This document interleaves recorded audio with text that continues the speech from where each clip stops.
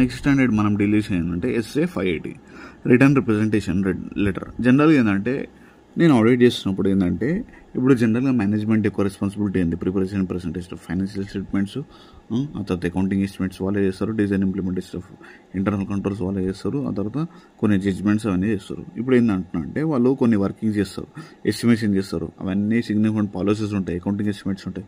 వాళ్ళు ఏంటంటే ఇవన్నీ చేశారు కదా, మరి నాకు ప్రూఫ్స్ కావాలి కదా, నాకు ఎవిడెన్స్ కావాలా సపోర్టింగ్ చేసేదానికి, మరి ఇవన్నీ నాకు ఒక రిటర్న్ రిప్రజెంటేషన్ లెక్క రాసిస్తారా అని అడుగుదాం అనమాట. ఎవరు రిక్వెస్ట్ చేస్తారు? జనరల్గా ఆడిటర్ రిక్వెస్ట్ చేస్తారు, మేనేజ్మెంట్. ఇక్కడ చూసినాం అనుకో, మనం నార్మల్గా సింక్ చేసుకున్నాం కదా, నార్మల్ చదుదాం. రిటర్న్ రిప్రజెంటేషన్ అనేది ఒక written statement by the management provided to the auditor to confirm the certain supports matter కానీ ఇది other audit evidence.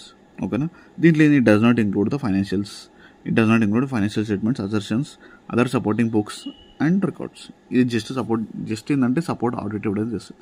Return representation అనేది యాజ్ ఎ ఆడిట్ ఎవిడెన్స్ లెక్క యాక్ట్ చేస్తుంది. రిటర్న్ రిప్రజెంటేషన్ అనేది are necessary information that auditor requires and connection with the audit. పక్క ఆడిట్తో connection ఉంది.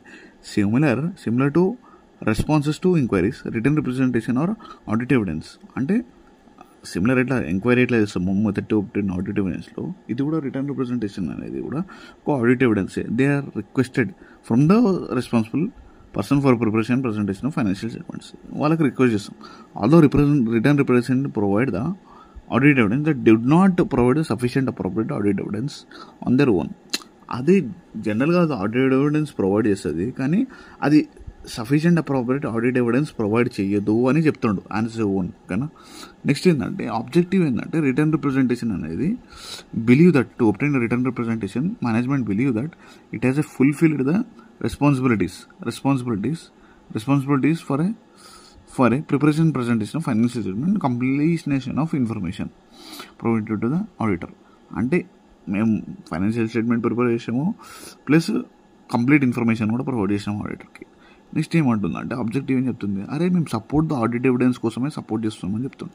Next ఏం చెప్తుందంటే respond appropriately to the return representation provided by management. అంటే మేము సపోర్ట్ చేస్తాము, ప్లస్ కంప్లీట్ ఇన్ఫర్మేషన్ ఇస్తాము, ఏమైనా రెస్పాండ్ అయితే అది కూడా రెస్పాండ్ అవుతాం. నెక్స్ట్ ఏంటంటే management from whom the return representation requested. Auditor అనేటోడు రిక్వెస్ట్ చేస్తాడు, auditor shell request return representation from the management appropriate responsibilities and for financial statements and knowledge.